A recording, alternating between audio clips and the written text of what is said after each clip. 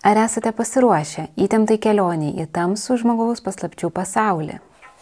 Knyga Sek paskui drugelį tai suomiškas bestselleris apie moterį serijinę žudikę ir terapeutę, kuris stengiasi išsiaiškinti jos paslaptis. Ši knyga visiškai nenuspėjama. Įtampa kuriama nuo pirmosios iki paskutinės eilutės. 4 pasakotojai, makabriškas siužetas ir pabaiga, kuri apverčia viską aukštyn kojomis. Veiksmas prasideda nuo telefono skambučio.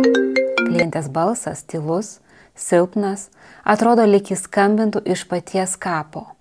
Ji pikta, ji trokšta tęsti savo juodus darbus. Ji serijinė žudikė ir ji sudaro sandorį su Clarissa. Tik vėliau paaiškėja, kad tai piktas katės ir pelės žaidimas. 13 pasaulio šalių išleistas romanas tapo tikra sensacija. Tai knyga, kuri užvaldo mintis ir neleidžia nustoti apie ją galvoti. Jei ieškote paslapčių kupino, meistriškai supinto siužeto, Sek paskui drugelį yra būtent tai, ko jums reikia. Norite perskaityti? Gaudykite!